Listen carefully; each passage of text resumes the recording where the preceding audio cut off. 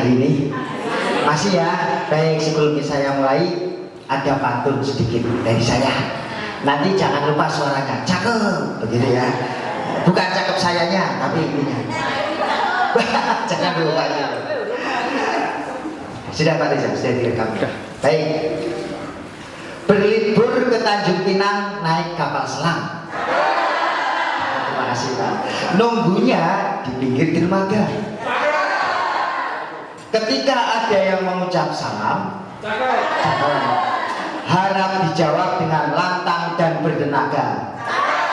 Assalamualaikum warahmatullahi wabarakatuh. Terima kasih, tepuk tangan untuk kita semua. Baik, Bapak Ibu sekalian, sebelum masuk ke dalam materi yang saya berikan, ice breaking dulu. Nah, ini biar kita akan dikenal bagaimana dengan ice breaking itu. Jadi saya sudah melihat di beberapa kelas sudah mulai masuk dan melakukan beberapa ice breaking. Ya, banyak sekali ice breaking yang sebetulnya Bapak Ibu bisa ambil dari beberapa tayangan. Salah satunya nanti Bapak Ibu fokus ya, fokus perintah yang saya berikan. Jadi ini fokus perintah yang saya berikan. Saya akan memerintahkan begini Bapak Ibu. Tepuk 1, 2, berarti tidak tepuk. Nanti kalau tepuk 3, prok, prok, prok. Saya ulangi ya. Tepuk 1, 2, tepuk 3. Oke. Tepuk 2, 3. Oke, saya ulangi. Tadi saya tepuk 1, prok.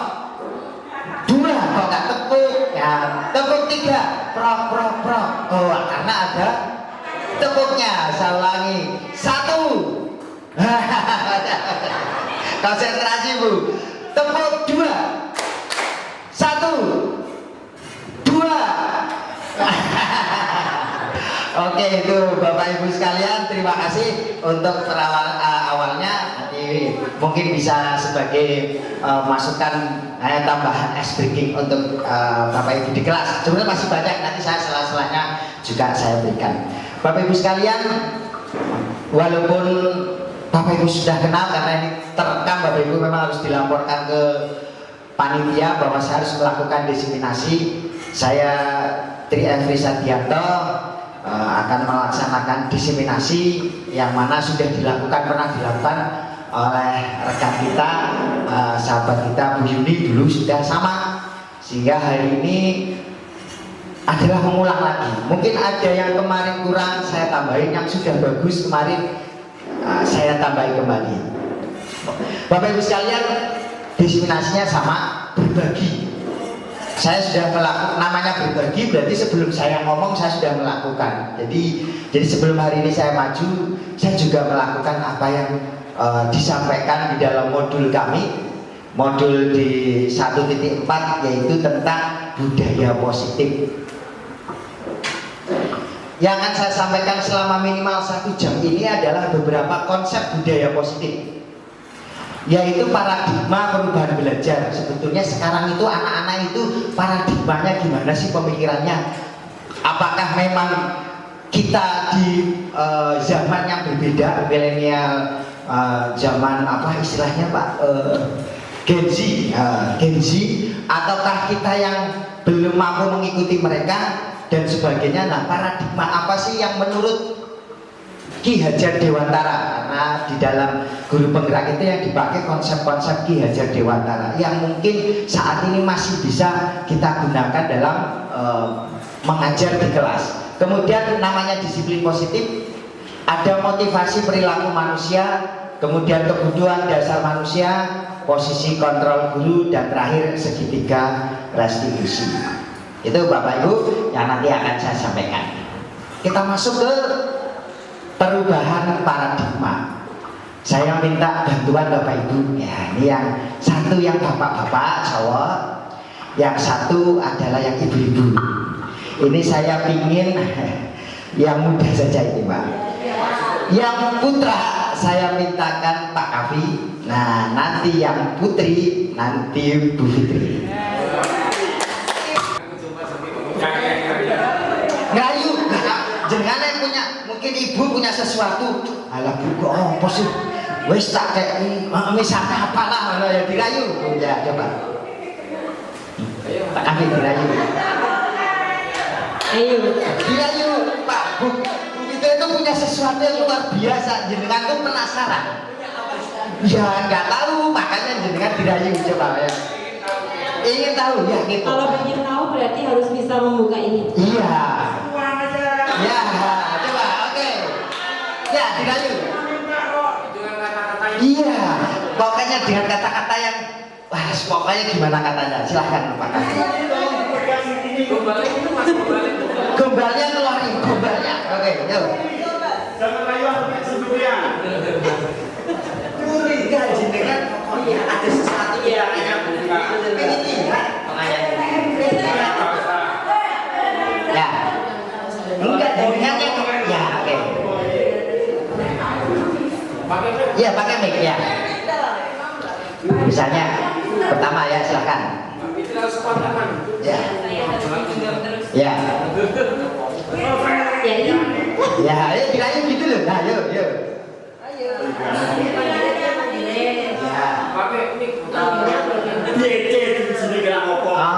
Misalnya, oke, yuk. Ya, mantap. Apa? Bebas, bu, ya bu lah yang bahasa. Ya, ya, oke. Ya. Ya. Apa yang mau dikasihkan? Bawa apa? Bawa apa? Puding lah. Rahasia. Dari kaki tangannya. Ah. Dari kaki tangannya. Perhatikan kepala terus. Iya, gitu. Yang dekat ya. Ya. Ya. Ya pokoknya ini adalah sesuatu yang sangat menarik. Mau dikasihkan saya? Tidak. Dirayu Pak. Saya minta boleh enggak? Enggak. Kenapa? Ya coba gimana caranya biar saya menyerahkan ini kepada Anda. Oke, gimana? Oke, dirayu pokoknya kok. Gimana kalau Ya dirayu. Ya, ya. Kalau bahagia bagaimana?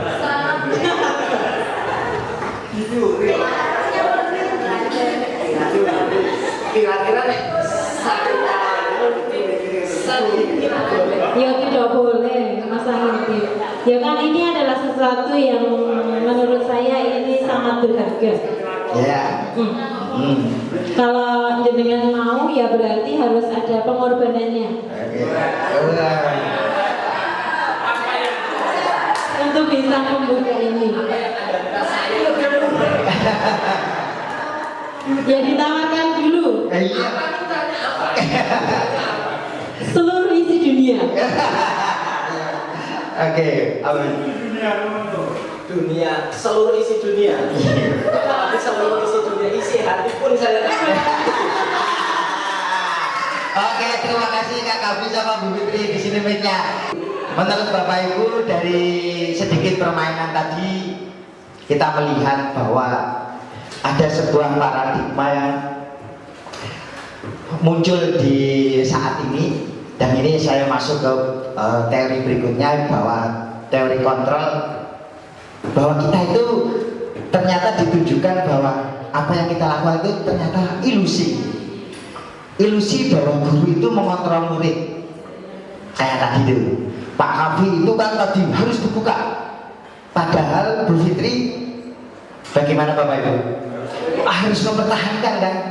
Artinya jika kita dengan sesama, jika kita merasa bahwa kita bisa mengontrol dia, saya bisa mengontrol kamu, itu sebetulnya adalah ilusi. Karena sebetulnya semuanya ada pada diri kita masing-masing. Yang kontrol diri kita. Kita ingin berusaha bahwa kita tidak ingin dikontrol oleh orang lain. Tapi bagaimana caranya? Ya. Kemudian ilusi bahwa kritik dan membuat orang merasa bersalah dapat menguatkan karakter. Ini Bapak Ibu. Kowe bocah orang benar misalnya begitu. kritik dan membuat orang merasa bersalah dapat menguatkan karakter. Itu jadi ada ilusi yang mungkin wah kita harus memarahi siapapun yang bersalah biar dia bisa karakternya berubah. Nah ternyata ada nanti teori kontrolnya bahwa membuat orang merasa bersalah dapat menguatkan karakter. Yang ketiga, ilusi bahwa semua penguatan positif efektif dan bermanfaat. Dan yang keempat, ilusi bahwa orang dewasa memilih hak untuk memaksa. Nah ini beberapa teori kontrol bahwa semua yang kita lakukan ternyata beberapa ada yang sebuah ilusi. Sekali lagi, apa yang kami sampaikan di sini bukan harus mengubah semuanya Bapak Ibu. Ini mungkin hal lain, cara lain yang tadi saya juduli budaya positif. Mungkin ada cara-cara mungkin dari saya atau dari orang lain ada cara yang lebih baik. Silahkan nanti bisa dipraktekkan. Kalau Bapak Ibu memiliki cara yang lain, monggo. Tapi hari ini saya sampaikan adalah pilihan lain.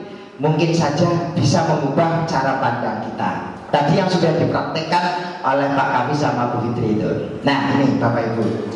Jadi awalnya kita itu bisakah kita mengontrol seseorang tadi, yang dua tadi. Stimulus respon, apa yang dulu kita pikirkan bahwa kita mencoba mengubah orang agar berpandangan sama dengan kita.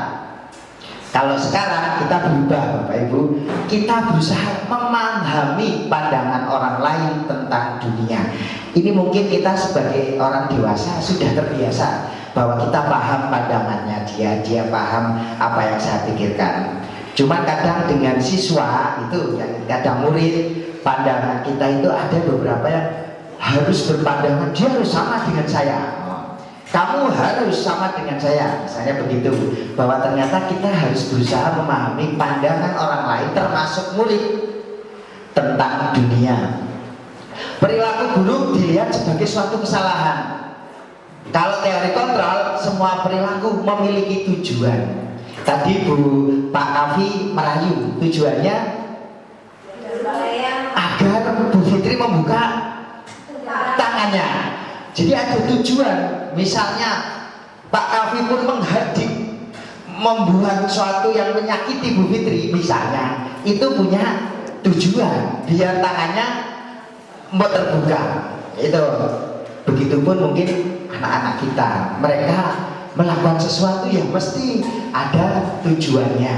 Maka semua perilaku itu memiliki tujuan. Itu yang kita kembali kita refresh kembali. Jadi bukan perilaku buruk sebagai suatu kesalahan, tapi mereka melakukan ada tujuannya. Orang lain bisa mengontrol saya, tapi ternyata hanya Anda yang bisa mengontrol diri Anda. Jadi anak itu kayak tadi Bu Fitri. Wah, saya nggak bisa dikontrol Pak Kavi. Mau merayu bagaimana? Oh, saya punya kontrol sendiri pada diri saya. Saya mau menggenggam tangan sini, itu hak saya mau membuka atau menutup. Itu adalah diri kita yang mengontrol. Pemaksaan adalah pada saat bujukan gagal. Nah ini, jadi misalnya tadi lek rayu gagal, kamu kalau lama-lama tak, misalnya diapain? Wah, orang belum buka lama-lama tak, misalnya, karena bujukannya sudah mentok, sudah gagal, maka dilakukan dengan pemaksaan. Tapi sekarang kita melakukan kalau ada persoalan, kolaborasi dan konsensus menciptakan pilihan-pilihan baru. Sebetulnya tadi gini, nanti gimana kalau dibuka tak bakso misalnya, nanti gimana ada sebuah pilihan. Jadi bukan kemudian langsung melakukan pemaksaan. Terakhir, model berpikir menang kalah. Jadi kalau ada anak salah, kamu kalah, kamu salah, misalnya. Tapi sekarang harus mulai berpikir menang-menang, alias apa Bapak Ibu? Win-win solution. Jadi kalau ada anak salah dengan misalnya melakukan, mari kita diajak berbicara bagaimana win-win solusinya. Bukan berarti anak itu salah dia kalah, kita menang. Tapi kembali lagi di budaya positif kita harus menempatkan diri sebagai manusia yang kemudian sama pemikiran dengan mereka yang mungkin punya tujuan-tujuan tertentu, pemikiran-pemikiran lain. Tadi tentang paradigma perubahan, kita masuk Bapak Ibu. disiplin dan motivasi berperilaku. Nah, Bapak Ibu mungkin ada yang mohon masukan menurut Pak Asroto. Bahasa ini Pak Asroto biasanya. Menurut Pak Asroto disiplin apa Pak? Satu kata saja Pak mungkin. Ya, menurut saya disiplin ya mematuhi aturan. Mematuhi aturan. Ya, secara niku ya Pak, secara menurut Pak Asroto. Terima kasih Pak Asroto. Oke, menaati peraturan. Mungkin ada lagi disiplin menurut siapa lagi? Apakah betul apa tidak? Mari kita lihat Bapak Ibu. Sebetulnya disiplin itu apa Bapak Ibu? Kemudian nanti akan terlihat slide berikutnya. Disiplin dan hukuman apakah artinya sama atau berbeda Bapak Ibu? Disiplin dan hukuman sama apa betul? Mungkin ada yang memberi masukan. Kelompoknya IPA jadi Bu Paira mungkin punya masukan. Oke, masukan saja Bu Paira. Sama nggak disiplin dan hukuman? Ya, terima kasih. Menurut saya kalau disiplin dan hukuman itu berbeda Pak. Kalau disiplin itu seperti tadi mentaati aturan, kalau hukuman itu ya ribet dari ketidakdisiplinan. Gitu Pak. Terima kasih Bu Paira atas masukannya. Disiplin dan hukuman itu berbeda. Disiplin tadi menaati, hukumannya itu adalah konsekuensinya, betul ya Bu? Rewardnya.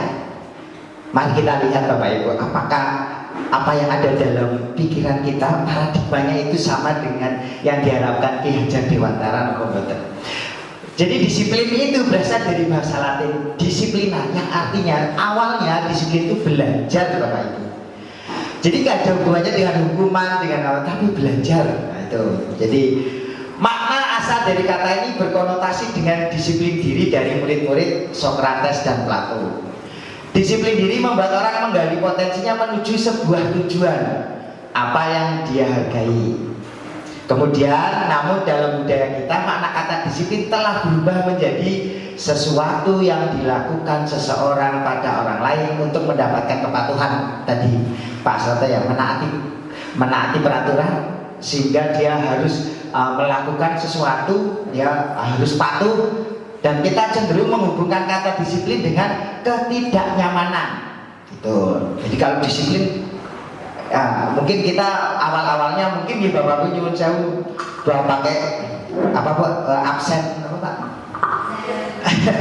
Jam 7. Ya kan kadang disiplin itu dihubungkan dengan ketidaknyamanan. Aduh biasanya nyuwun sewu santai berangkat mungkin terus karena jam 7 kita harus bagaimana biar tepat waktu ya, agar yang kita kejar bukan selamat sampai tujuan tapi sebelum jam 7. Maka muncullah disiplin itu dengan ketidaknyamanan, bukan dengan apa yang kita hargai. Nah itu yang kita akan pelajari, bagaimana anak itu disiplin ke sekolah itu bukan karena dia aduh saya nanti takut dimarahi atau apa, tapi bagaimana mereka datang ke sini karena disiplin itu penting bagi dirinya, bahwa kalau saya biasa disiplin nanti di masyarakat dia juga bisa apa ya, bisa mengkondisikan dengan masyarakat sekitar. Apa yang dilakukan manusia Bapak Ibu itu ada 3 tingkatan. Ya Bapak Ibu monggo diwawas, mungkin Bapak Ibu yang sudah dilakukan saat ini yang mana Bapak Ibu? Level paling atas Bapak Ibu, anak-anak datang itu dia lari sampai ke sekolah, itu disiplinnya kemungkinan dari yang pertama dia tidak untuk menghindari hukuman. Banyak dari yang dia berusaha datang itu bukan karena saya berangkat itu biar tepat waktu, Bapak Ibu gurunya masuk kelas dengan sudah lengkap semua, pelajaran bisa dimulai, gara-gara saya terlambat mungkin jadi pelajarannya terganggu dan sebagainya. Saya kira banyak siswa yang ada yang berpikiran bahwa saya datang karena ada hukuman, nanti saya takut terlambat, saya tidak takut dihukum, lari berangkat kasih dan sebagainya. Level yang kedua, nah ini datang biar sampai sekolah itu biar apa ya, wah ini anak rajin gitu ya, datang. Jadi datang itu karena wah saya biar rajin, saya biar kelihatan rajin, saya tak datang. Level terakhir Bapak Ibu, ini yang diharapkan tujuan disiplin positif. Mereka datang ke sekolah bukan karena apa tadi Bapak Ibu? dihukum, bukan karena ingin dipuji. Ini yang terakhir yang kita harapkan di budaya positif itu, mereka datang untuk menjadi yang mereka inginkan. Saya ingin jadi disiplin, saya biar jadi disiplin. Orang yang disiplin, kalau saya kerja nanti jadi orang disiplin. Kemudian menghargai diri sendiri. Saya dengan mematuhi aturan dan sebagainya, berarti dia menghargai dirinya sendiri dengan nilai-nilai yang mereka percayai. Mereka mengerjakan tugas bukan takut dihukum, bukan karena ingin hanya sekedar mendapat nilai bagus, tapi dia berpikir bahwa saya belajar, saya harus bisa menyelesaikan persoalan yang ada, sehingga saya nanti kalau besok ada masalah saya bisa menyelesaikan. Itu yang kita harapkan, bukan takut hukuman, bukan ingin dipuji. Itu teori motivasi perilaku manusia. Nah, sekarang Bapak Ibu, apa yang Bapak Ibu lakukan, monggo apa yang kita lakukan pastinya. Nah, ini saya ingin tahu ini Bapak Ibu, mungkin ada yang berpendapat Bapak Ibu, apa yang kita lakukan di sekolah ini agar tidak nyaman tadi dihukum, atau karena ingin dihargai orang lain, atau karena ingin menjadi teladan. Jadi kalau kita harapkan apa yang kita lakukan ke sini, pokoknya Bapak Ibu datang ke sini, kalau di jalan ada apa-apa kok nggak absen, ya nggak usah takut di nomor 1. Wong kita sudah berusaha kok, saya nggak takut dengan hukuman. Maksudnya apapun saya lakukan bersih, tapi kalau di jalan ada apa-apa, ya jangan kemudian kita nggak nyaman, kemudian aduh nanti saya nggak dipanggil sama BKD karena jamnya. Tidak, tapi saya berusaha, saya datang ke sekolah biar menjadi tauladan murid-murid saya, agar nantinya murid-murid saya pun melihat kita menjadi, oh itu Bapak Guru kita menjadi teladan mereka semua. Itu Bapak Ibu. Jadi mari apa yang kita lakukan setiap hari tidak kemudian kita karena hukuman takut dan sebagainya, tapi pada dasarnya keyakinan agar apa yang kita lakukan untuk menghargai diri kita sendiri. Yang utama hargai diri sendiri, dan kemudian menjadi orang yang kita inginkan. Lanjut Bapak Ibu, kebutuhan dasar manusia. Oke. Sebelum masuk ke berikutnya, ice breaking lagi Bapak Ibu, ini ice breaking. Bapak ya biar gak kantuk. Oke ya. Bapak Ibu, nyun sewu berdiri semua Bapak Ibu. Oke ya, konsentrasi lagi nih Bapak Ibu. Mungkin yang Bapak Ibu guru yang lainnya pernah dengarkan, ya sudah terbiasa. Mungkin tapi yang belum bisa nanti menjadi tambahan. Baik Bapak Ibu, ini lagu pramuka sih, saya biasa sering untuk praktek di kelas. Jadi kalau Marina, nanti pegang saya, Marina menari di atas menara begini. Begitu Bapak Ibu ya. Jadi kalau saya ngomong Marina menari itu ya menari di atas itu begini, di atas bunda di atas menara. Bapak Ibu nggak usah ikut nyanyi, saya nyanyi, nanti perhatikan temennya, kalau salah berarti nggak konsentrasi. Baik, lagunya begini. Marina menari di atas menara, di atas menara. Marina menari, Marina, ayo. Menara Bu, menari di atas Marina. Ayo Marina Bu. Oke. Agak cepat ya Bu. Marina menara. Marina menara. Itu ya. Baik, itu saja. Terima kasih, tepuk tangan untuk kita semua. Ya, itu ya menara tadi.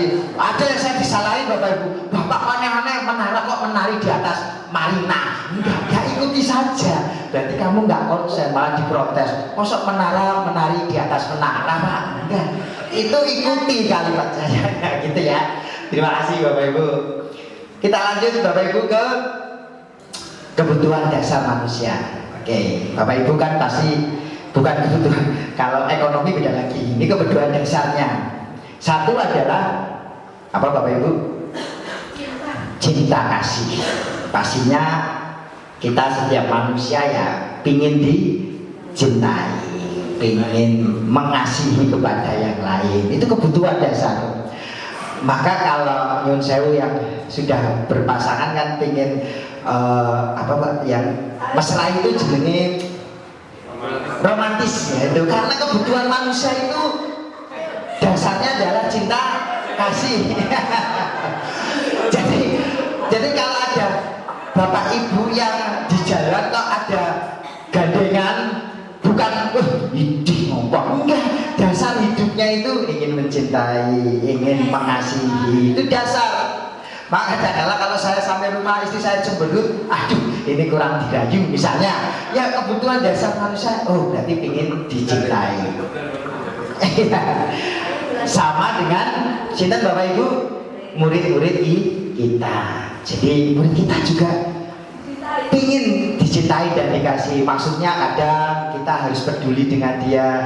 Oh kita mengucapkan mungkin kabar mereka, ngabsen sambil gimana, oh kemarin sakit ya, sekarang sudah hadir alhamdulillah misalnya dan sebagainya. Itu teknik Bapak Ibu pasti lebih bisa. Penguasaan, bahwa manusia itu ingin apa Bapak Ibu? Menguasai gitu ya. Itu dasarnya menguasai. Kita itu ingin menguasai, misalnya wah saya ingin beli tanah misalnya ya, ya walaupun itu bukan penguasaan 100%, tapi kita ingin punya dasar untuk menguasai hal kecil, dari hal kecil. Jadi contoh misalnya membeli tanah, saya ingin membangun tanah di situ, bikin sertifikat. Nah kan berarti ingin menguasai tanah itu dengan legal, tapi ya Bapak Ibu dengan resmi, berarti kan menguasai, penguasaan. Kita punya dasar penguasaan. Kebebasan ini Bapak Ibu yang anak-anak kita sangat dibutuhkan. Kekurangan mungkin di rumah ya Pak, mungkin Pak di sini sangat ingin bebas di kelas. Wah kita lihat berarti mereka butuh kebebasan. Cuman sekarang kita ingin tahu caranya bagaimana biar kebebasan mereka itu bisa kita namanya kita ketahui, kemudian kita bisa dalam bentuk yang lain atau apa. Nah kebutuhan-kebutuhan dasar ini mari kita pahami bahwa mereka misalnya kok istirahat, lari-larian dan sebagainya. Oh iya, manusia itu butuh kebebasan. Yang keempat, kesenangan. Nah ini apalagi nih minggu kelas anak-anak wah pengen seneng ya, karena manusia itu butuh kesenangan. Bukan anak-anak saja, kita juga kadang hari Minggu pengen apa Bapak Ibu? Healing, refreshing, kesenangan gitu ya. Sama mereka juga butuh kesenangan. Ngatain ya sama yang terakhir malah karena kebutuhan dasarnya apa Bapak Ibu? Bertahan hidup. Dia mereka aduh aku kok lapar tapi langgowo duit. Wah laporan BK Pak itu malang Pak. Oh ya ini survivalnya cuma dalam hal yang ya kemudian mereka melampiaskan dengan cara anak-anak bisanya seperti itu gitu ya. Selanjutnya Bapak Ibu, oke, mari diskusikan Bapak Ibu. Nah, saya nanti mohon kelompok tadi IPA sudah, bahasa Indonesia sudah, matematika ya. Baik, tadi PKN sudah, penjas sudah, yang belum bahasa Inggris, matematika, BK, PAI belum ya. Studi kasus Bapak Ibu, mari kita diskusikan. Ibu Ani guru kelas 5 di SD Pelita Hati sedang bingung menghadapi ulah salah satu murid di kelasnya, namanya Agus. Saya ini nama tidak sesuai mangkong, wah kok tepat enggak, ini hanya sebuah. Beberapa anak telah datang dan mengeluhkan Agus yang seringkali meminta bekal makan siang mereka dengan paksa. Jika Anda menghadapi situasi seperti Ibu Ani, apa yang akan Anda lakukan? Kita harus berpikirannya budaya positif Bapak Ibu. Monggo nanti, oh ya terima kasih. Dari mana Bu Beta? Oke terima kasih ya, dari ahlinya ini. Ahlinya BK. Ya monggo Bu Hemi ya. Kalau dari Bu Katanya mau Pak Syukur. oh ya ya.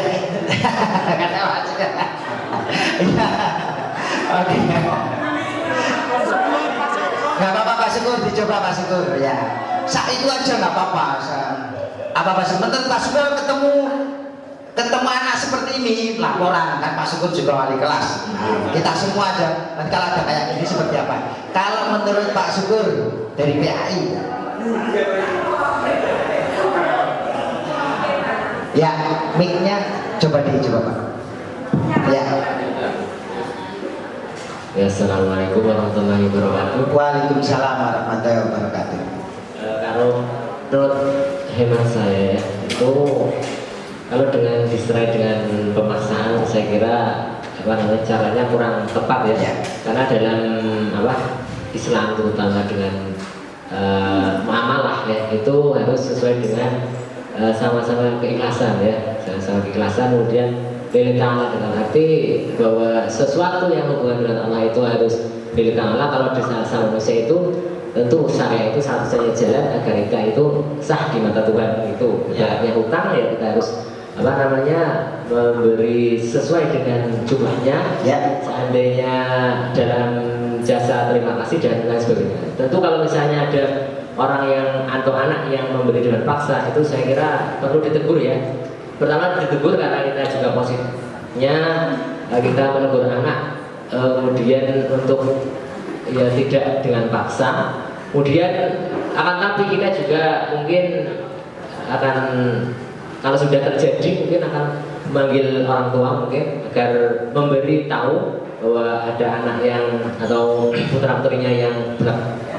Tentu juga kita akan koordinasi dengan pihak BK yang selaku memberi konseling agar paling tidak untuk istilahnya juga sama-sama memberi yang positif dalam arti memberi keamanan agar si anak tidak juga dimarahi oleh misalnya penjual ya dan juga si penjual tidak merasa terancam dengan adanya pemaksaan itu. Jadi kita tetap melibatkan juga pihak BK ini.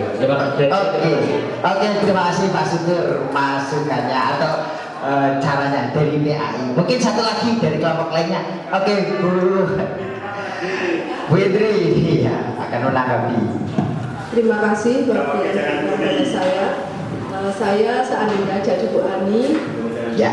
Yang saya lakukan pada Agus, saya memanggil, menanyakan mengapa Agus itu minta bekal makanan pada temannya, alasannya apa. Kemudian setelah dia mengungkapkan alasannya apa, mungkin memang tidak diberi uang orang tuanya dan sebagainya. Kemudian mengapa tidak diberikan? Kemudian kalau boleh tahu latar belakang orang tuanya itu bagaimana? Kemudian siapa yang hari memberi uang saku dan sebagainya, itu perlu kita tahu. Kemudian setelah kita tahu, kita memahami keberadaan dalam keluarganya, kemudian menyarankan pada Agus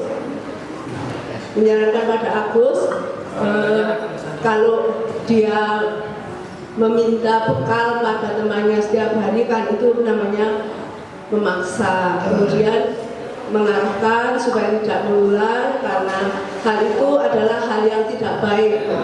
Karena hal yang tidak baik yang setiap hari itu bisa menjadi kebiasaan.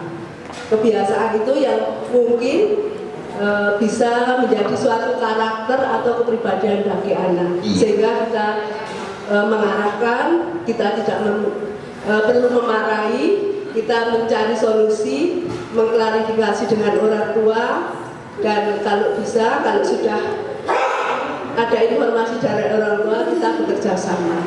Terima kasih. Terima kasih Bu Indri. Terima kasih untuk tepuk tangan Pak Agus dan Pak Syukur dan Bu Indri atas masukannya, atas jawabannya. Mari kita lihat yang betul itu yang mana. Sebetulnya dua-duanya itu ya mirip cumannya. Cuma tadi kalau Pak Syukur ada ke BK-nya, kalau BK mau kemana lagi nih juga ya. Tapi mari kita lihat yang mana Bapak Ibu. Dalam konteks budaya yang positif Bapak Ibu, tadi sudah betul yang Bu Indri lakukan. Ya, jadi memanggil dulu. Panggil, mencari tahu. Nah ini Bapak Ibu, hal seperti ini pastinya ini sambil budaya posisi ini sambil kita tadi judulnya workshop kompetensi guru gitu Pak Budi. Ada kompetensi kita juga, jadi kita mungkin refresh lagi. Jadi bukan hanya dari BK, kita mungkin bisa punya ilmu kompetensi. Mari kita dari dulu wali kelas, kemudian sudah mentok kita ke guru BK.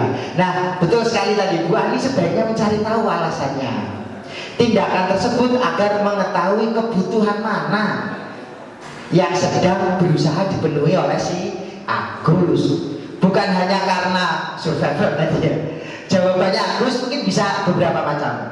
Satu, apabila jawaban Agus karena ia lapar dan orang tuanya tidak membawakan bekal makan siang tadi yang Bu tadi, berarti kebutuhannya apa Bapak Ibu? Bertahan hidup. Oh, berarti dia sudah mencari kebutuhan dasarnya dia bertahan hidup. Ditanyain sama Bu Indri jawabannya yang kedua. Karena ya senang temannya jadi memperhatikan dia dong. Berarti wah sopo si mana? Berarti kebutuhannya adalah apa Bapak Ibu? Cinta dan kasih sayang. Dia ingin diperhatikan. Ya, banyak ya Bapak Ibu, murid-murid Bapak Ibu mungkin yang ingin diperhatikan oleh Bapak Ibu. Ya karena dasarnya mereka ingin cinta dan kasih sayang. Jawabannya beda lagi. Agus itu ingin merasa hebat karena temannya itu jadi takut dan menuruti keinginannya. Berarti apa Bapak Ibu kebutuhannya? Kekuasaan. Oh, berarti dia butuh apa yang dasarnya belum dia penuhi itu penguasaan, kekuasaan. Cuma berarti dia nanti wah ini cocok jadi lurah jadinya. Wah ini kedepannya ini punya kemampuan penguasaan. Ada jawaban Agus lagi, dia merasa bosan dengan bekal yang dibawakan ibunya karena selalu membawakan bekal yang sama. Berarti dia ingin kebutuhan apa Bapak Ibu? Kebebasan, pingin makanan yang jenis yang lain. Ya kebebasan, nggak ingin. Masa saya kok ini terus, saya ingin bebas dong. Maka bosan terus meminta ke temennya, walaupun dengan cara tadi meminta dengan paksa. Nah ada juga jawaban Agus mungkin yang karena iseng, dia menikmati ekspresi wajah temennya, yang karena kesel senang dia. Berarti dia senang karena dia ambil makanannya, terus dia kamu senang, dia senyum-senyum karena lihat temennya itu kecewa atau apa. Dan kebutuhannya berarti apa Bapak Ibu? Kesenangan. Jadi mari kita lihat murid-murid kita melakukan kesalahan itu dari 5 kebutuhan kita cupliki. Kebutuhan dasarnya apa? Ya biar tahu seperti itu diapain tadi Bu Indri ditanyakan deh. Tanyain dulu. Tanyain, panggil, penopo. Nanti jawabannya kita analisis. Oh ini butuh kebebasan dan sebagainya. Terima kasih Pak Syukur dan Bu Indri. Kita lanjutkan. Kita akan mendengarkan materi berikutnya, posisi kontrol guru. Kita perhatikan tayangan video ini dan mari kita, apakah diri kita seperti yang mana Bapak Ibu?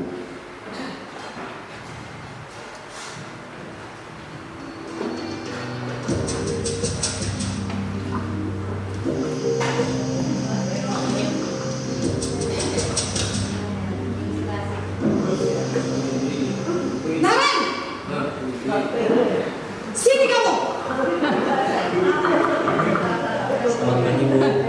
Selalu terlambat. Kamu deh pasti terlambat. Apa coba? Alasan kamu apa lagi? Kapan sih kamu tidak terlambat? Malas sekali ya kamu jadi anak. Saya Dasar pemalas. Gak kapok-kapok sih kamu. Sudah berapa kali terlambat?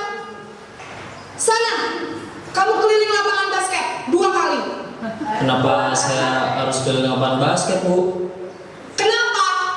Kamu melawan ibu. Berani-beraninya jawab. Sudah terlambat, masih berani jawab pula. Sekarang, keliling lapangan basket 5 kali sekalian. Biar kapok. Cepat. Pergi sana ke lapangan basket. Ya tahun.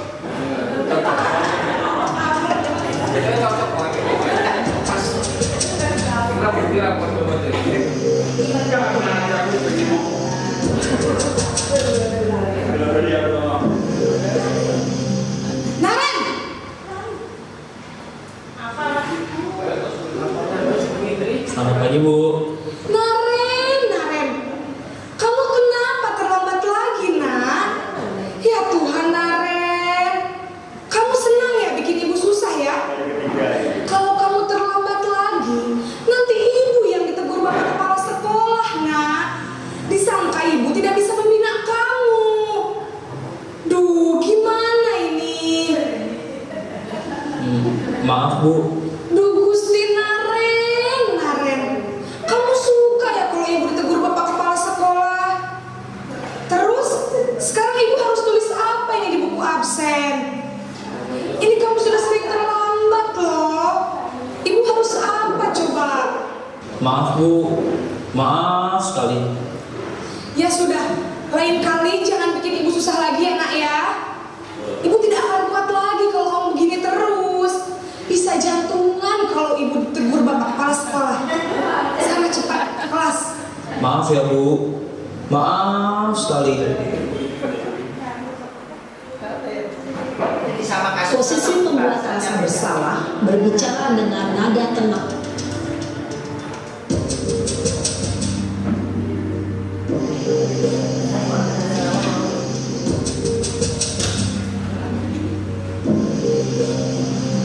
Naren!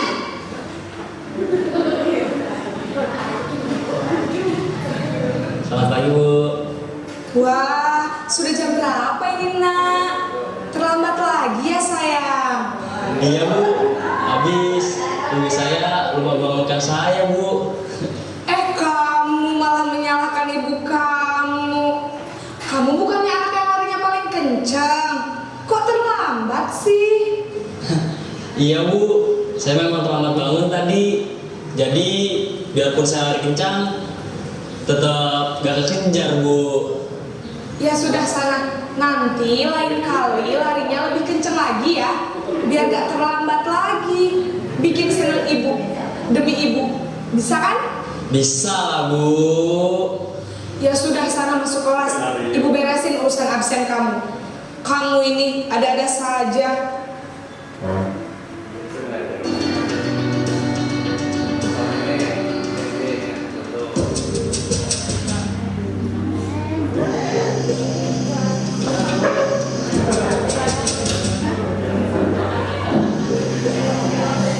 Naren!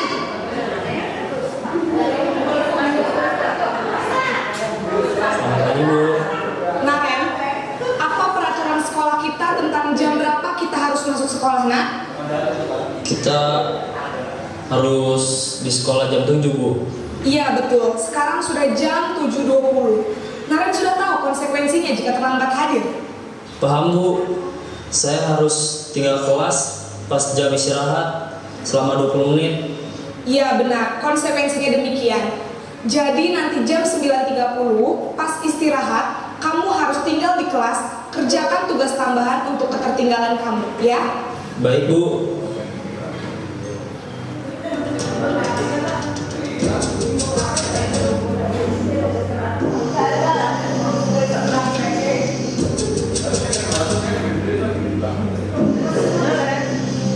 Naren!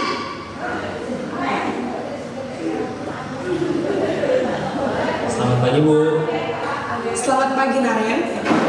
Maaf, Bu. Saya terlambat. Iya, sekolah masuknya jam 7, sekarang sudah jam 7.20. Jadi sekarang bagaimana ini, Naren? Maaf, Bu.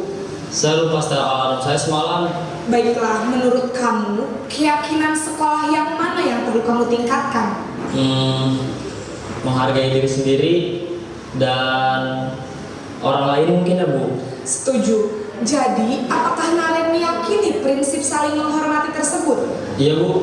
Saya meyakininya. Apakah Naren bersedia memperbaiki masalah keterlambatan ini? Bersedia, Bu. Bagaimana kamu akan perbaiki masalah keterlambatan ini? Saya akan coba untuk tidak lupa menyetel alarm saya, Bu. Baik, kalau Naren lupa menyetel alarm di rumah, ada orang yang kira-kira bisa bantu mengingatkan tidak? Ada, Bu. Kakak saya, Kak Emma. Ada lagi selain Kak Emma? Selain Kak Emma, ada ibu saya. Baik, jadi yang mengingatkan Naren adalah Kak Emma dan ibu kamu, ya?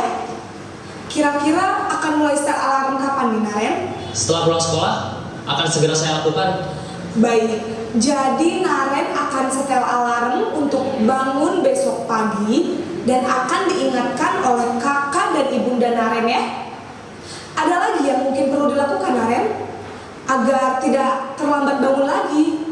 Tidak ada, Bu. Baik Naren, terima kasih untuk kerjasama kamu. Sekarang kamu perlu kembali ke kelas untuk belajar. Baik, Bu. Terima kasih. Cek, iya itu Bapak Ibu. Kira-kira lingkungan kita kalau yang kita lakukan terhadap mereka yang seperti itu, ya banyak yang mana Bapak Ibu? Penghukum, merasa bersalah, teman, kemudian pengontrol atau manajer Bapak Ibu. Apa Bapak Ibu? Kebanyakan adalah penghukum. Kira-kira apa hasilnya Bapak Ibu? Bahwa kalau di dalam pembagian posisi kontrol kita Bapak Ibu, kalau penghukum itu termasuk dalam identitas gagal Bapak Ibu. Karena dengan penghukuman dampaknya pada murid, dia itu mengulangi kesalahan, kemudian hasilnya memberontak, menyalahkan orang lain, bahkan bisa saja berbohong Bapak Ibu. Bisa saja padahal dia langsung, wah kamu terlambat kenapa? Oh ban saya bocor. Ya dia bisa memunculkan hasil bahwa dia bisa saja melakukan pembohongan. Nah kita belajar Bapak Ibu bagaimana ini pilihan Bapak Ibu. Apakah kita mau mencobanya atau tidak, itu kan pilihan kita masing-masing. Karena ini budaya positif, sebisa mungkin kita menjadi seorang apa Bapak Ibu? Manajer, di mana pertanyaannya tidak langsung menghukum, tapi tadi menanyakan alasannya, kemudian solusi dari diri ya. Kan tadi pertanyaan yang pengontrol sebagai manajer yang ditanyain bukan kamu lari 2 lapangan, tapi coba bagaimana solusinya? Yang solusinya dari dia sendiri. Itu kita sebagai guru diharapkan mampu menjadi pengontrol guru, pengontrol murid dari sisi sebagai manajer. Sedikit demi sedikit Bapak Ibu. Tadi ada sebagai teman, ini juga banyak. Ada nggih Bapak Ibu yang kalau ketemu muridnya dihukum posisinya teman. Tapi ini termasuk pada identitas yang berhasil atau sukses. Termasuk sebetulnya. Tapi kalau bisa sampai ke manajer, ya kita harapkan budaya positif itu akan terbiasa di lingkungan kita. Itu Bapak Ibu tadi contoh-contoh. Coba Ibu rasakan perbedaannya nih Bapak Ibu. Tadi yang satu bentak-bentak, wah gimana? Yang dua menyalahkan, waduh nanti saya jantung kan. Berarti anak itu dibuat merasa bersalah. Ya anak jadi, aduh kok saya salah ya, bisa bersalah.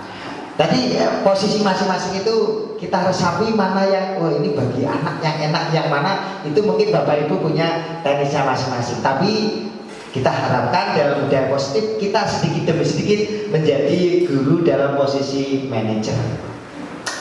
Nah ini untuk menguji Bapak Ibu. Nanti yang belum saya tolong jawabkan.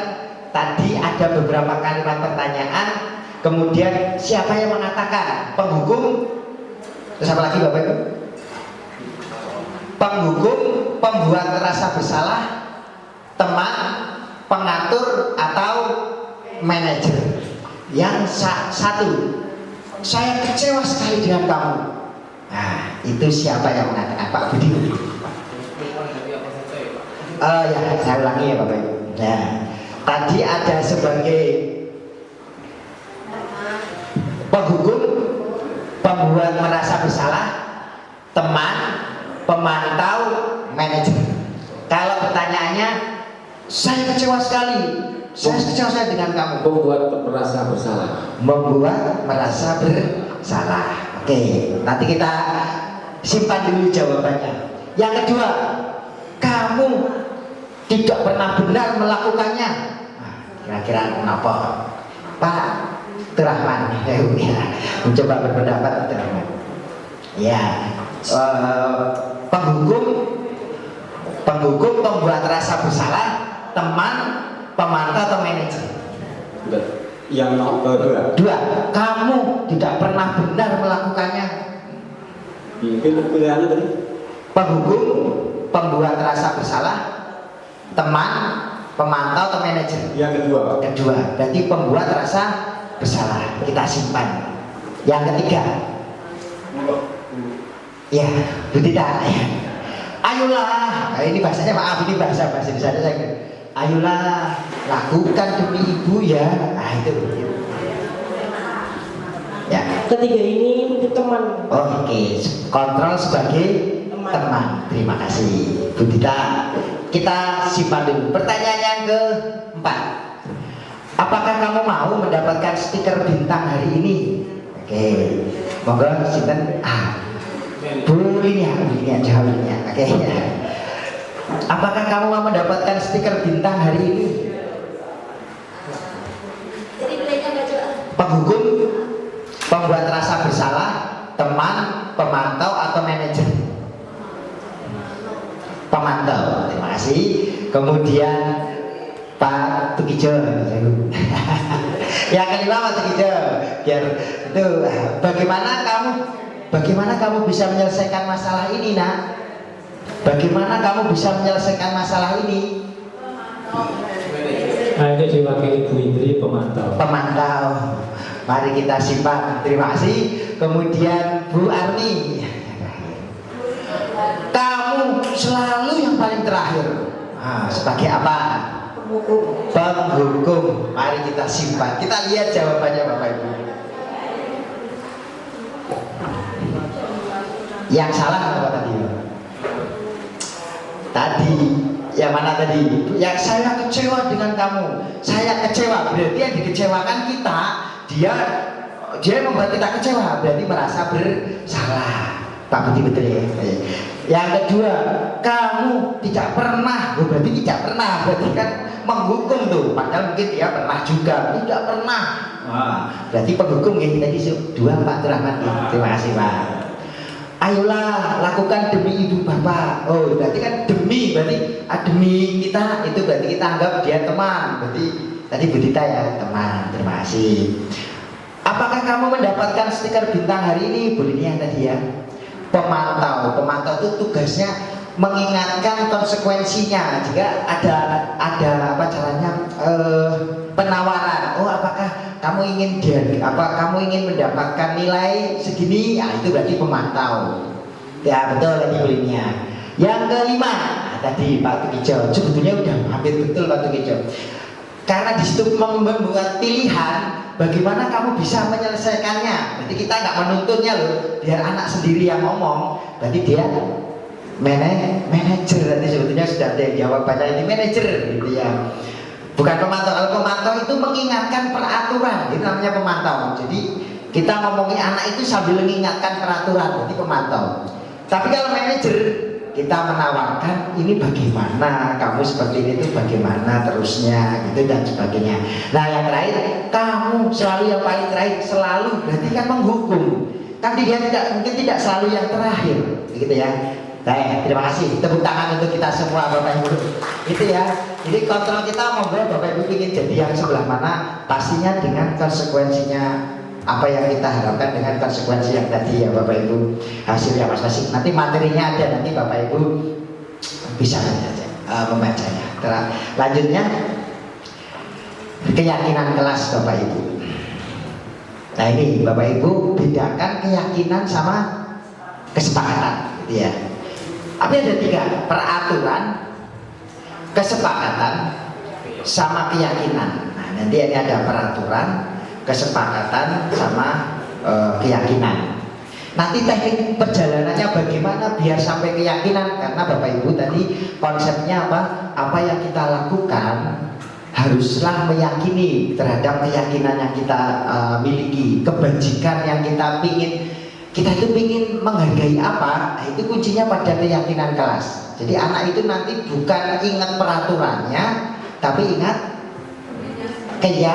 keyakinannya. Kalau ditanyain kamu melanggar apa? Bukan melanggar peraturan, tapi melanggar saya tidak menghormati. Ya berarti dia telah melanggar keyakinan menghormati. Lah, keyakinan menghormati itu apa saja? Nanti kita cari tahu cara mencarinya. Keyakinan kelas adalah nilai-nilai kebajikan Bapak Ibu. Contohnya kebajikan nilai apa Bapak? Kebajikan Bapak Ibu. Menghormati, menghargai, universal, kebajikan yang umum. Wah, orang bijak, orang kebajikan, kebersihan. Apa lagi? Toleransi. Biasanya keyakinan itu satu kata. Biasanya satu kata. Toleransi. Apa lagi Bapak Ibu? Keyakinan loh. Jadi nanti anak itu kalau ditanya melanggar apa? Bukan melanggar peraturan, keyakinan. Sehingga dia, oh saya melanggar tata tertib, saya melanggar ketertiban gitu. Jadi yang dilanggar itu keyakinannya, bukan peraturannya. Jadi kalau sudah punya keyakinan tanpa peraturan pun dia bisa melakukannya itu, bukan karena hafal peraturannya. Jadi nilai-nilai kebajikan atau prinsip universal yang disepakati bersama secara universal. Menurut dosen 1998, keyakinan akan lebih memotivasi. Jadi kalau yakin itu motivasi dari dalam, nah, bukan eksternal ya Bapak Ibu. Tadi yang eksternal apa Bapak Ibu? Motivasi eksternal tadi yang 3 itu apa tadi? 1, karena takut dihukum, eksternal kan Bapak Ibu. Yang satunya apa? Ingin dipuji, berarti kan dari eksternal. Pinginnya murid itu melakukan karena dari dalam diri. Itu agak susah melatihnya, tapi semoga kita mencoba bersama. Ya, jadi bagaimana murid itu melakukan karena yakin bahwa keyakinan itu baik, gitu, baik. Memotivasi seseorang dari dalam dirinya. Seseorang akan lebih bersemangat untuk menjalankan keyakinannya daripada hanya sekedar mengikuti serangkaian peraturan. Ya.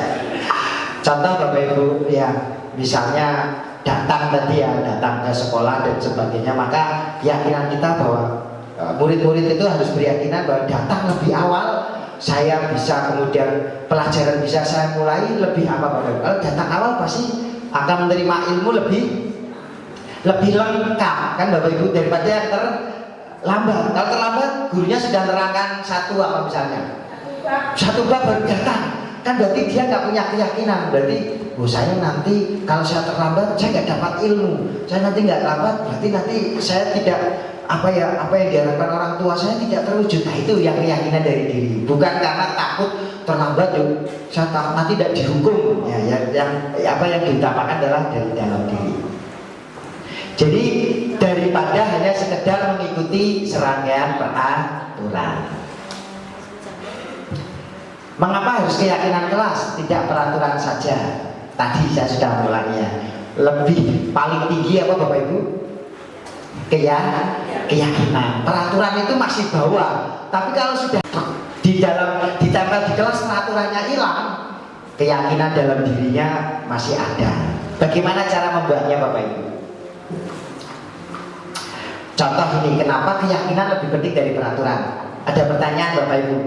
Mengapa kita memiliki peraturan harus menggunakan helm bila mengendarai kendaraan roda 2? Ada yang tahu? Kenapa Bapak Ibu kalau pergi naik motor pakai helm?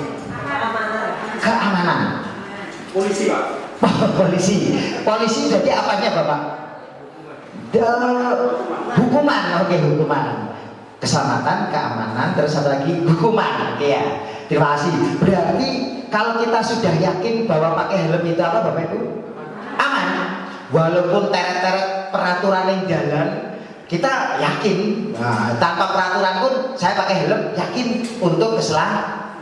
Itu yang diharapkan kita pada murid-murid kita melakukannya, ya yakin bahwa datang ke sekolah itu, oh berarti saya harus pintar, harus rajin. Kerajinan itu keyakinan. Terima kasih. Helm itu karena keamanan. Yang kedua, dulu pada saat COVID, kenapa kita harus pakai masker dan mencuci tangan? Menjaga kesehatan. Berarti yakin dengan pakai masker apa? Walaupun tulisannya di gedung tulisannya bla bla bla bla bla bla bla bla, ya kita pakai masker. Pokoknya saya yakin bahwa pakai masker sehat gitu. Walaupun peraturannya seperti apa, udah peraturannya hilang, saya pakai masker karena saya yakin sehat. Terakhir, Mengapa kita memiliki peraturan harus datang tepat waktu pada saat mengikuti pelatihan? Bapak Ibu yang tadi datangnya tepat sebelum saya mulai sudah duduk di sini, jawabannya apa Bapak Ibu? Kenapa datang di sini kalau pelatihan datangnya awal? Disiplin. Oke, keyakinan disiplin. Malu. Malu. Polisi terus malu ya Pak. Ya, sih. Terus tadi disiplin. Menghargai waktu. Kan itu ya. Menghargai. Jadi kalau ada anak yang datang ke sekolah kok kurang dari jam 7 datang, kalau dia sudah pakai keyakinan menghargai waktu, kemudian disiplin, malu tadi waktu Rahman, jadi ya kita harapkan kalau pelatihan apa Bapak Ibu ya tadi bahwa saya jangan sampai ilmu saya tadi ya nanti kalau terlambat saya tadi nerangkai apa kurang nih saya nanti misalnya begitu.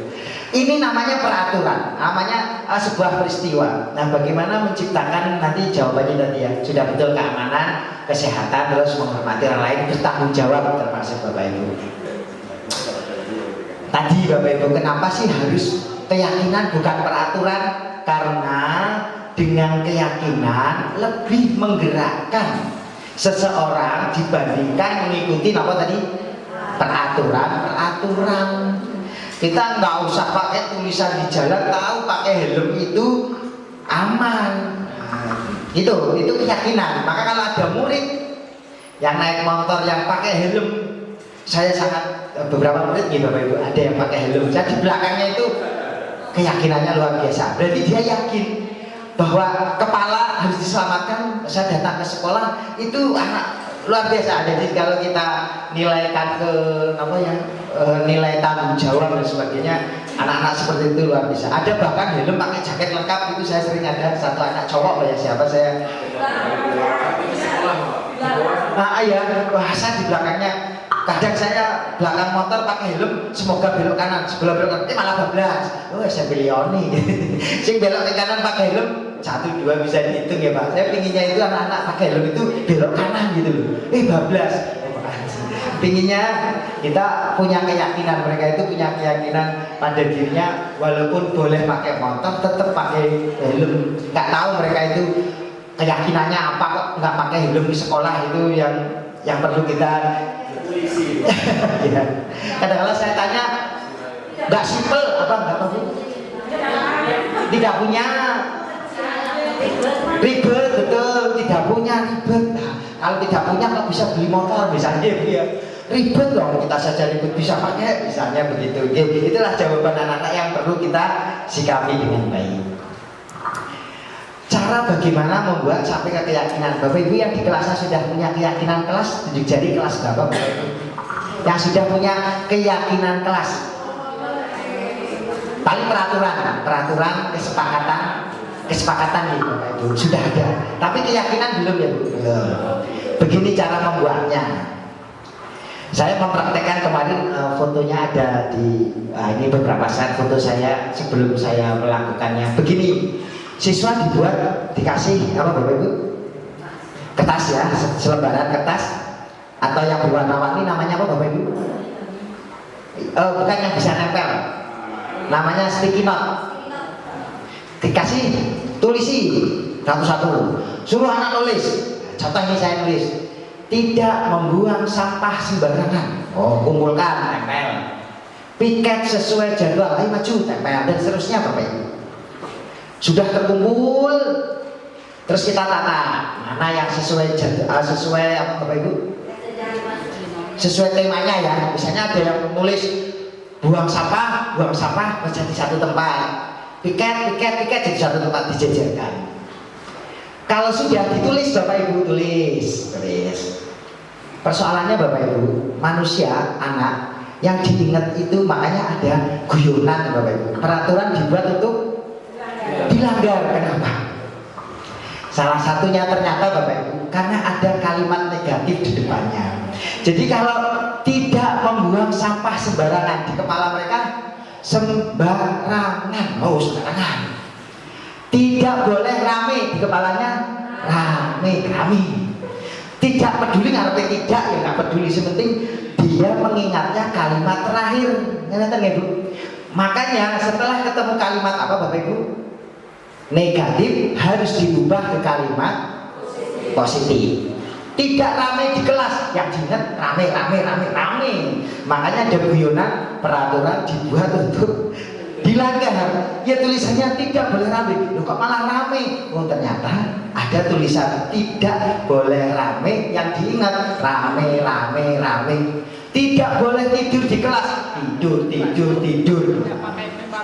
Maka bagaimana membuatnya menjadi mungkin yang dari bahasa Bu Eko yang negatif misalnya nomor 1 Bu Eko, jadikan positif misalnya apa Bapak?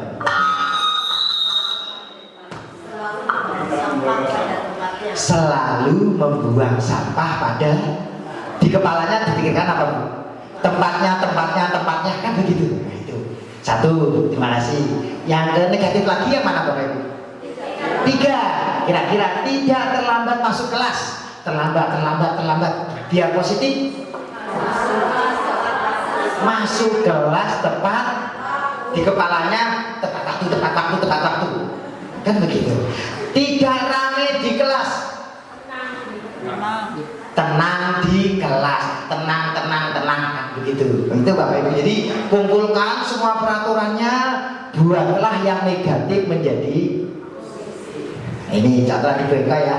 Buanglah sampah pada tempatnya. Masuk kelas tepat waktu. Di kelas harus tenang, kan begitu. Jadi tidak ada kalimat negatif, larangan, tidak boleh, bukan. Tapi buatlah semuanya menjadi positif. Agar pikiran yang direkam di kepala itu kalimat terakhir tadi. Saya dapat ilmunya yang kemarin pas lagi modul ini. Berarti yang kata guyonan peraturan itu untuk dilanggar, ya ternyata karena depannya ada tadi negatifnya. Mas Desa berapa? Masih? Bisa Mas. Oh masih bisa ya. Nah itu ya, lanjut. Kalau sudah baru ditingkatkan menjadi keyakinan kelas. Ubahlah menjadi satu kata. Keyakinan yang dibuat, contoh tadi Bapak Ibu, kenapa kebersihan Bapak Ibu?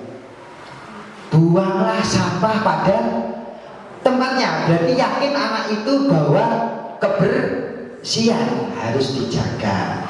Jadi sehingga kalau sudah satu kalimat kebersihan, yang di pikiran mereka bukan hanya apa Bapak Ibu?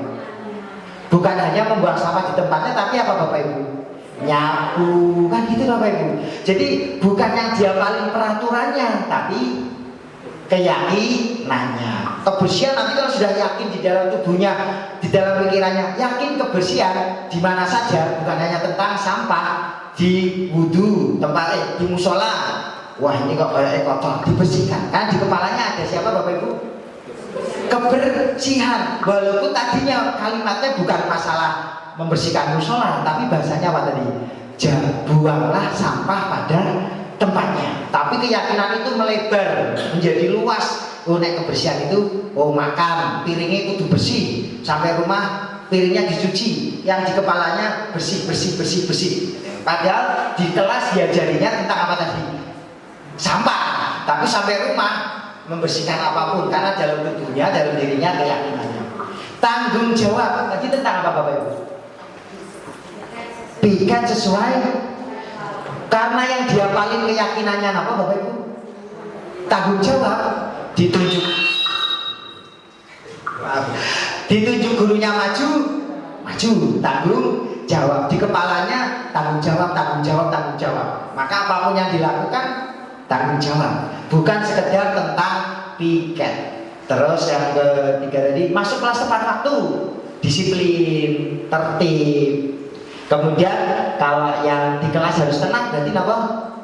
Menghormati. Jadi bahwa jangan ramai, nanti temannya terganggu. Maka nanti kalau sudah menghormati, akan luas lagi. Oh saya harus menghormati. Berarti sama gurunya menghormati, siapapun menghormati. Karena tadi peraturan kita sudah dirubah ke keyakinan kelas. Dan kalau bisa keyakinan kelas ini jangan banyak-banyak, sedikit demi sedikit. Dan kemudian diingatkan terus Bapak Ibu kalau masuk kelas Bapak Ibu. Jadi kalau masuk kelas, selamat pagi anak-anak, ayo kita ingat kembali keyakinan kita di kelas ini. Selalu diingatkan. Jadi bukan hanya ditulis, tapi diingatkan. Setiap kita ingat, kita apa ya, kita ulas lagi. Kalau bisa peraturan-peraturan itu kita ubah kalau menyesuaikan, misalnya oh ini perlu ada apa, mari kita ubah lagi, revisi. Nanti keyakinannya biar bisa berkembang lagi. Terakhir Bapak Ibu, ya ini waktunya sudah. Terakhir ini tentang segitiga restitusi, bukan segitiga. Iya, bukan ya. Segitiga restitusi Bapak Ibu. Jadi begini Bapak Ibu, jadi kalau kita menyelesaikan masalah anak-anak tadi, tentang anak-anak, maka ada tadi masalah tadi kontrol, 5 kontrol tadi. Napa mawon Bapak Ibu? Sebagai penghukum, pembuat rasa bersalah, teman, pemantau, manajer. Itu ada kalimat kunci Bapak Ibu. Sebetulnya kalimat kunci dari masing-masing dan ekspresi loh Bapak Ibu. Jadi walaupun manajer, tapi kalimat intonasinya penghukum, ya jadinya harusnya manajer jadi penghukum. Maka kalimat itu tetap penting juga. Maka kalau di depan anak-anak itu memang apa ya, mimik wajah itu kalau kita tulus sebagai teman ya kita teman, tulus sebagai penghukum, tulus sebagai penghukum. Apa yang kita wajah dan bahasa itu mempengaruhi anak nanti ini sebagai siapa sih, manajer, penghukum atau apa gitu, misalnya anak seperti itu. Proses menciptakan kondisi bagi murid untuk memperbaiki kesalahan mereka sehingga mereka bisa kembali pada kelompok mereka dengan karakter yang lebih kuat. Itu jadi Bapak Ibu kalau menanyakan anak itu ada teknisnya. Nah nanti ada materi dari saya beberapa contoh pertanyaan biar Bapak Ibu itu kalau menemukan anak ya kemudian tidak tadi yang Pak Kukuh awal tadi sampaikan bahwa jangan sampai kita menjadi bekerja itu jadi tambah apa Bapak Ibu? Tambah beban pekerjaan mengurusi anak-anak sing bener. Tapi kalau kita bisa mengambil kalimat-kalimat teknik pola pikir kita sebagai manajer yang kemudian kita menanyakan dengan baik dengan teknik-teknik tadi, ya kita hanya berlatih saja. Ini pilihan ya Bu Bapak Ibu, bisa dilaksanakan atau tidak. Tapi kalau ingin sekolah kita berbudaya positif sedikit demi sedikit. Nah ini melalui restitusi guru dapat membantu murid menjadi lebih memiliki tujuan disiplin positif, membantu murid untuk jujur, memberikan penawaran. Jadi Bapak Ibu restitusi itu ditawarkan, bukan dipaksa, tapi ditawarkan. Kemarin saya prakteknya, ya ini praktek skenario, tapi ya nggak skenario sih, maksudnya ya dia sudah melakukannya. Alvino itu, Alvino, saya panggil Alvino itu, saya buat kamu yang kira-kira pernah melanggar apa? Jahil Pak. Ya sudah sini masuk. Rekamannya ini nanti. Nah ini rekaman saya. Nah ini saat melaksanakan praktek tadi. Nah, ini restitusi itu kita melakukan bukan langsung menghakimi atau apa, tapi kita melakukan teknik tadi. Kita kalau bisa mengontrol sebagai manajer Bapak Ibu. Jadi segitiga restitusi begini. Pertama Bapak Ibu kalau memanggil ini yang saya unik BK mesti lebih ahlinya. Saya hanya memberikan materi ya Bu Idris sama Bu Eni. Saya kira di BK sudah diberikan. Cuman kita kadang sebagai guru kan kompetensinya mengajar, untuk ke siswa mungkin ada beberapa belum. Pertama yang kita lakukan menstabilkan identitas Bapak Ibu. Kalau memanggil anak, pertanyaannya adalah gini, kamu tadi dipanggil ke BK ke sini, tahu nggak kenapa? Tidak Pak. Nah, terus ditanyain, coba ceritakan gitu. Jadi tidak kita langsung, tapi coba ceritakan apa sih tadi yang kejadiannya tadi seperti apa. Nanti kan anak menjawab bla bla bla bla. Nah saat menjawab itu Bapak Ibu memberikan namanya menstabilkan identitas. Maksudnya menstabilkan identitas jangan sampai dia itu menjadi kelompok yang paling bersalah. Tapi begini pertanyaannya, oh ya, setiap orang itu pasti pernah melakukan kesalahan, kan gitu. Jadi mereka tenang. Oh iya ya, nah, itu menstabilkan identitas. Jadi tidak langsung wah enggak, tapi oh ya. Atau gini, kamu itu bukan satu-satunya yang pernah melakukan itu. Jadi mereka oh iya ya, menstabilkan. Jadi tidak langsung mengkeret enggak, tapi menstabilkan identitas namanya. Itu.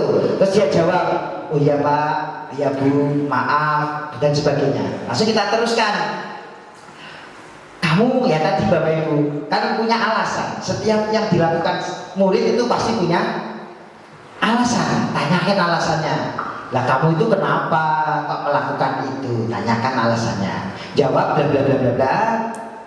Nah terakhir menanyakan keyakinan itu tadi. Nah tanyain. Nah kalau kamu sudah ngomong seperti ini, coba ingat-ingat keyakinan apa yang kamu langgar, kan gitu.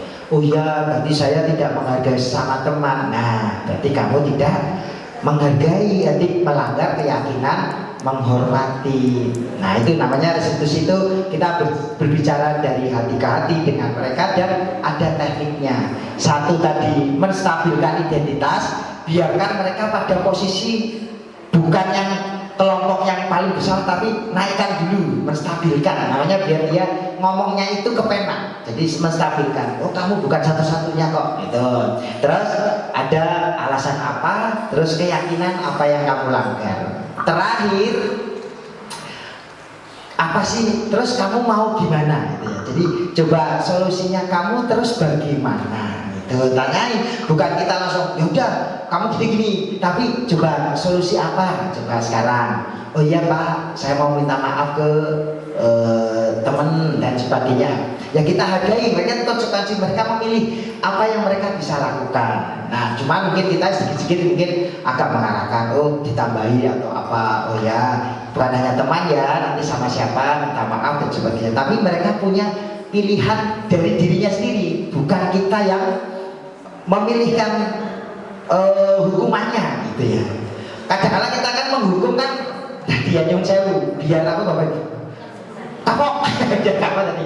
Maka kadang-kadang hukuman itu tidak sesuai apa yang dilanggar. Contoh, terlambat. Tadi Bapak Ibu yang pertama terlambat apa Bapak Ibu?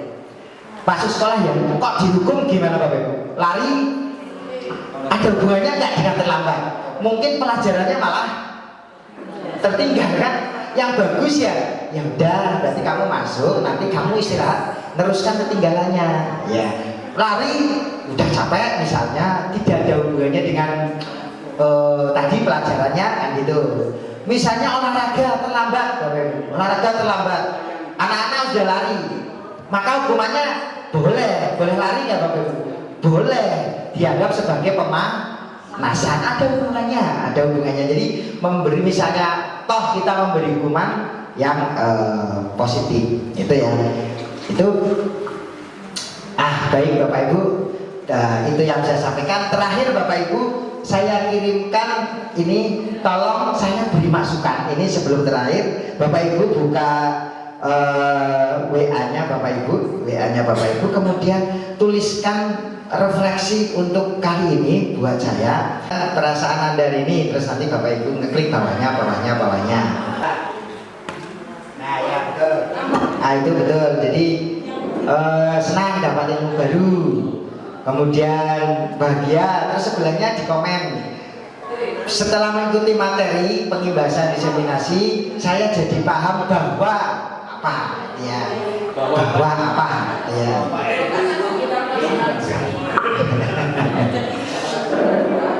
Pak Reza sudah di-play lagi. Oh ya, gitu ya. Jadi, nah itu nanti di bawahnya. Terus